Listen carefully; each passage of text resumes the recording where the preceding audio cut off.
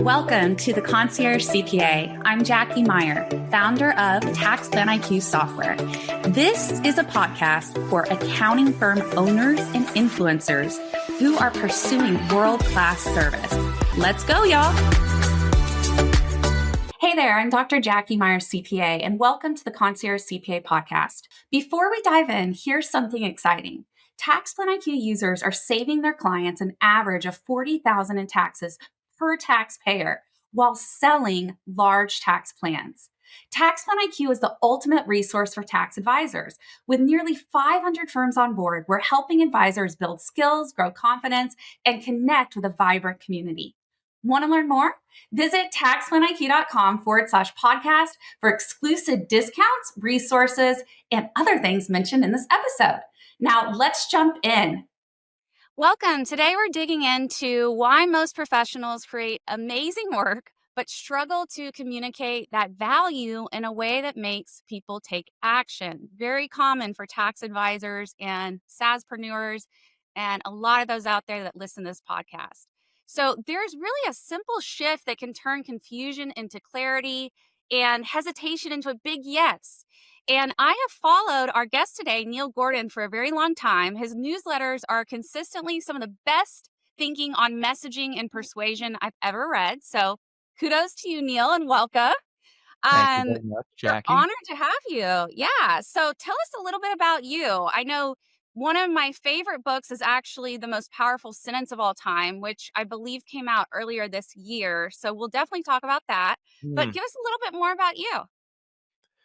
I appreciate that, Jackie. And what I often talk about when people ask me about my background is how I have a background in book publishing. Like I was an editor, a low-level editor a long time ago at Penguin, like 20 years ago. And what people assume about editors, as I've found, is that they're often very nerdy, studious, bookworm type people, and they go to this fancy college and they're English majors and they could just race through all these books and have read so much since they were 3 kind of thing. And while I was pretty capable as a reader when I was 4, 5, 6 years old, the more I got into school, the more my reading comprehension and general reading ability fell apart. And I hated reading. I hated it so much. I didn't do any of it.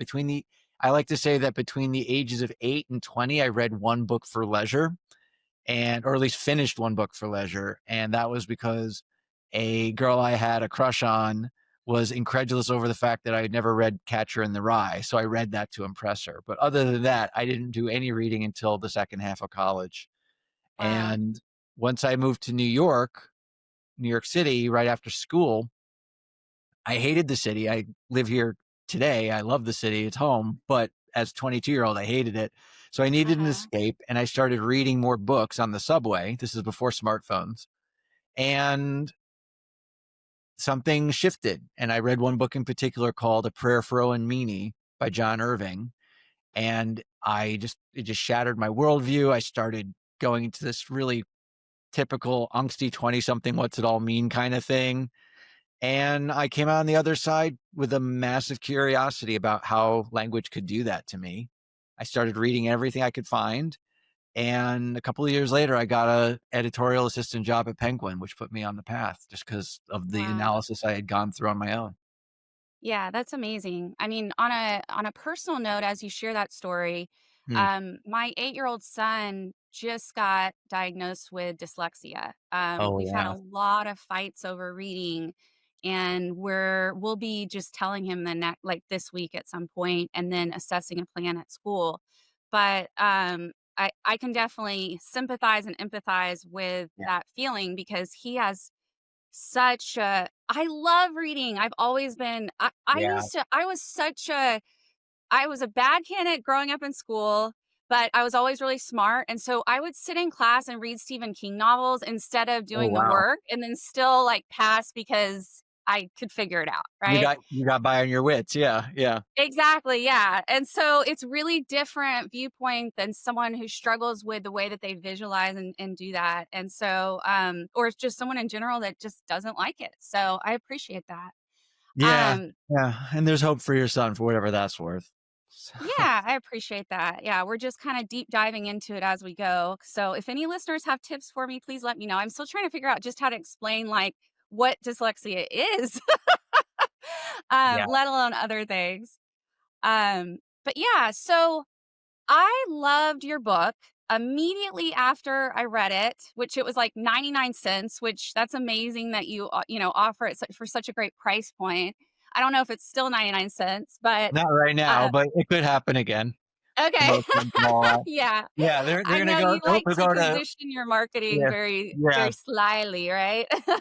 Well, yeah. I mean, I just went through a course on book marketing the other day, and they're talking about the difference between a 99-cent book and going all the way up to $5.99 or $6.99, which is what the ebook is right now. And I'm like, you know, I know there are a lot of books out there, but is it really that big of a deal to go from 99 cents to $6.99? And I guess Yeah. in their mindset, in some people's mindset, it is. I don't know. Wow. Yeah. No, yeah, it definitely is, but it's hard to understand where like that people don't really grasp that value proposition in such a small item. Yeah. I created a pricing methodology for accountants called the ROI method Mhm. where we visualize tax savings and it's like a Yeah, no-brainer, but so many people won't do it. that's right. So there's just a big mind shift in I think the way we grew up, like our limiting beliefs as to how much we'll pay for a book or, Right. anything like that, right? Yeah. Yeah. I still think back to college and how much Kool-Aid we drank going into the college bookstore and buying these textbooks for like $140 or whatever. I never Yeah. even looked at those things and I still got a 3.5 in college. So it's like, I mean, it's like the exact opposite. It's like, oh, I'm not paying $6.99 for a book. And it's like, oh, I'm going to pay $140 for a book I'm not even going to use in class. So Yeah, yeah, books exactly, exactly. play a very special role in our society, I sense. That's for sure, that's for sure. Yeah. But, what I did after I finished reading your book is I immediately slacked my whole executive team at TaxPlanIQ, and I was like, "Y'all have to understand this framework." It just, like, snapped into focus for me because you're Wow. teaching people change when they see an old way is no longer working and they can, like, unify their messaging, right? So, I actually turned the ideas from the book into these like silver bullet sentences for Mm. TaxPlan IQ and for accountants. But why don't you fill our audience in if they don't know what the silver bullet is and the general concept of the book? Why don't you fill them in on that first? I first of all really appreciate that you made it actionable, Jackie, because that's just wonderfully gratifying to hear. And it's also the special nature of a book is that it can empower you to do some cool things after Hmm. having a reading experience like that. In terms of what you identified as the silver bullet, which is this persuasion technique that I've been teaching folks about, and of course forms the basis of the book itself, we could look back at some of the most ancient and prominent thinkers of all time to follow the cue. This is a persuasion technique that has been around for 2,500 years. We could look at Sun Tzu, the author of The Art of War. And he writes The Art of War, and it gets quoted in movies and TV shows to this day. It's still in publication, et cetera, et cetera. He gives all sorts of tools and tips on being more capable at warfare. But on line 18 of the first chapter, he says, all of warfare is based on deception. Mm, And in that one sentence, he's giving you the key. Like the old way might think you just need the biggest army and the best weapons and the most money, et cetera, the most resources. But he says that that's not actually how you win at war. You're going to win at war if you deceive your opponent. And we can see throughout military history, all of these battles that should have gone the other way, but because of the strategy, the capacity to deceive the opponent, it winds up, they wound up winning. It wound up being this huge upset and all of that. And so this is a recipe for success. It's one sentence that captures an enormous sense of possibility and positive change. Another mm, example is, let's say, a modern example, like in the book, the New York Times bestselling book, Creativity Inc. by Ed Catmull. Ed is the co-founder of Pixar. And at the time he wrote this book a little over 10 years ago, they were creating the movie Inside Out, the one with the I think it's Inside Out with the characters as emotions and all of Yeah. that. And that was a very ambitious concept, and Mm-hmm. arguably the most ambitious one they had to date by that point.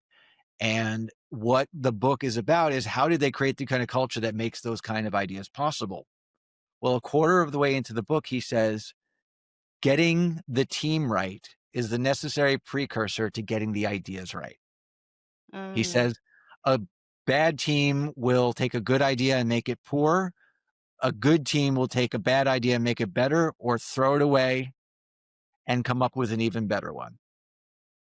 And so, Mm-hmm. in that one sentence, like with the art of war, the deception statement, what Ed Catmull does is he gives us the recipe. He gives us the recipe for how to have great ideas at your company or in any real context on which a team is based. And so, and there are plenty of examples of this in modern times, in ancient times, whatever it is. But the recurring theme is this one sentence: when you take one action, not two or three, but one action, you get one outcome. One Mm. action leads to one outcome. When you deceive, you win at war. When you get the team right, you get the ideas right. And on and on and on it goes. And when you make that the centerpiece of your elevator pitch or your value proposition, your keynote speech, your book, your webinar, your anything at all, like you mentioned my email newsletters and all of that. I'll put a silver bullet in a 400-word email as like this central idea. Here's the point of all of this. This is the thing that you want to do to get this outcome. It's just this weird magical thing that works. And so the book helps the reader to find this distilled essential idea for themselves, how to put into words what makes their approach to something special, which of course becomes very valuable for a tax advisor because there are so many out there. How do you make what you do, your approach, your unique take on tax advisement special and to stand out? Mm-hmm. Okay. Yeah, that totally makes sense. So, yeah, I guess the thing is that the definitions in our profession are just so screwed up, to be straight. Mm, yeah. Because, like, a tax advisor is really someone that's like strategizing and minimizing your tax liability, which is mostly not happening. There's like 3 to 5% of us that do that. Mm, Most are tax preparers. sure. And so, like, just some of those baseline terms, just like clarifying those or redefining those in our profession tend to help out a lot. Do you think that could be like a part of someone finding that silver bullet for themselves in this profession? That's actually tremendously ripe ground for using this kind of technique because a tax advisor, and I appreciate that clarification, by the way, a tax advisor could really say something along the lines of what you think your greatest outcome is going to be is when someone simply prepares your tax returns for you. But it is in effectively strategizing how to limit your tax liability that you will ultimately be able to enjoy the best financial outcomes. It's not in Hmm. what is prepared for you, it is how you co-create a strategy for longer term Yeah. management of your finances, something like that. I would Yeah. I would say that there's an opportunity for further refining that, but something around that, even just a silver bullet is most effective when it goes against the grain of what's commonly known or thought. Hmm. So Yeah, for most people sure. think that tax is just about having your tax return prepared, but Right. actually strategizing, planning, and finding a path forward based on the landscape that you're in is really going to get you the best possible outcome. Hey, it's Dr. Jackie. Are you enjoying today's episode? If you are, here's how you can support the podcast. Like, share, and subscribe to the Concierge CPA podcast to help us reach even more listeners. Continue the discussion and connect with other accounting professionals in the Accounting Firm Influencers Facebook group or follow me on LinkedIn. Thanks for listening. And now let's get back to the show. Yeah. Okay, so I'm weary to do this or nervous to do this, but I had two different silver bullets I came up with Yeah, to yeah, help yeah. tax preparers move to tax advisory. I'm gonna give them to you, and you can just pull it apart. Well, you- Okay, you ready? yeah, yeah, I'm ready. I promise to be gentler than you're possibly anticipating. All right. So the first one I came up with that I told my team was tax compliance is dead, which is supposed to be like AI's taking over prep. And then TaxPlanIQ makes advisory effortless, empowering you to become the indispensable partner your clients truly need. But from what you just told me, I think that's too complicated. I think it needs to go back even simpler than that. Mm. Yeah, well, I think that what you're offering there, I mean, what you're sharing there, it's not that it doesn't have value. It's just a matter of you're making a promise around what the value is, what it does for you. And that's part of all of this. When it comes to this specific persuasion technique that we've been talking about, the larger purpose is to convince people that change is possible. It's Mm-hmm. to convince them that they can get the change, because that's why it becomes persuasive, but not persuasive in like a manipulative way, in a way that you're just trying to extract an outcome for yourself. Mm-hmm. You're what we're trying to get you to do with this language is to empower these folks to rethink what's possible for them as a tax professional. Mm-hmm. Okay. So tell me a little bit more about the AI's role in all of this. Like, what is the significance of AI in the coming years for tax professionals? Well, yeah, everybody's saying that AI is going to essentially take over tax preparation. And so, if that's the majority of what CPAs, EAs do right now is tax preparation, then they're essentially going to lose their work, right? Mm, yeah. Yeah. So that winds up being an opportunity to rethink what one's knowledge of the world of taxation ultimately means for their Hmm. career. And so your software, as well as your expertise as a whole, is going to help them to shift their focus away from preparation and more into advisement. Do I have that right? Right. Okay. So what there might be a silver bullet around is something as it relates to, we think the value of a tax professional is in their, I mean, I'm finding a colloquial way to say this. I'm sure there's a more precise way to say it in your industry, but like to fill in, we most people think that the value of a tax professional is in being able to fill in numbers, or to enter things into the forms, or to fill out forms Hmm. or something like that. But there's a unique opportunity for tax professionals, because I might need to know more, but it's like something around like having the knowledge around. Let me actually ask you something. Would you say that the advisory role is comes from having a sense of how the regulations are shifting and what the ramifications of a shift in regulation ultimately mean? Oh, for sure. Yeah. It's like you're using your knowledge as power. So instead of just plugging in the numbers after the fact to tell Yeah. someone what they owe, you're using the tax code to your advantage before that to reduce their taxes as much as possible. And then you're not like chained to April 15th deadline, so to speak, right? Like there's so many problems it solves by moving to that advisory side instead of the other side. And so would you say then that the work here is in how, not just how you fill in numbers after the fact, but how you can influence your client's behavior on an ongoing basis? That there's like, Hmm. because of your knowledge and because of you're able to read the landscape and know everything, it's not just about, like, it's not just after the fact, like you just said, it's about how you can proactively create the conditions for an optimal outcome. Hmm. Does that feel true? Yes. So that might be a silver bullet in there somewhere, is like that the key to positioning your value as a tax professional is not by filling out forms after your client's tax year has concluded, Mm-hmm. your client's financial year has concluded.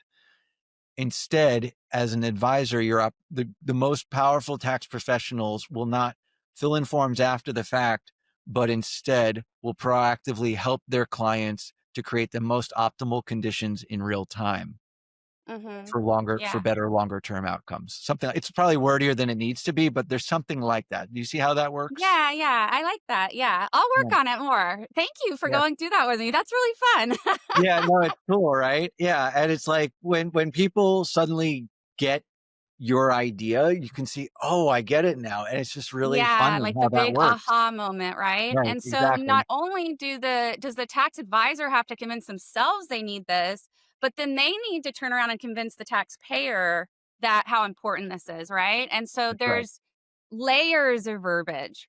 Okay, so we are already like almost out of time, and so I got to get to our rapid fire questions, just some fun little things like first thing that comes to the top of your head Okay, before we close out. Does that sound good? sounds perfect. All right. So, what's one selling rule most professionals misunderstand? That they need to start with their solution. People aren't interested Mm, in your solution, they're interested in solving the problem that they want to solve. So instead, start yes. with the problem that they already believe they have, and then gradually move into your solution. Okay. Awesome.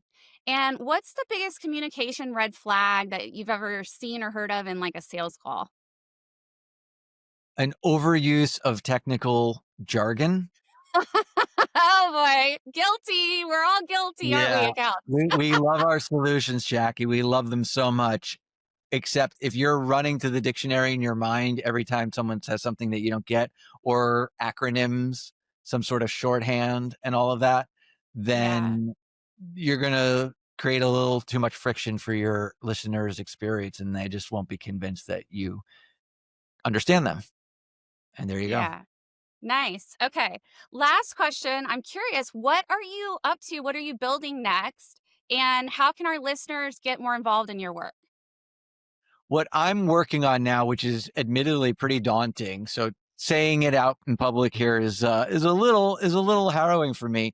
I'm working on helping speakers to create a keynote using a large language model AI platform, but not in like a generic kind of way. It's just really guided and specific, where you answer a bunch of questions and then it just drafts like a really involved and nuanced script for you using the principles of the Wow. silver bullet, and doing that as at least a first draft, and then they can work. It's just easier to work from a draft than just to start with a blank page. And so that's the idea. Exactly. Yeah. Oh, that's super cool. Okay, Yeah. awesome.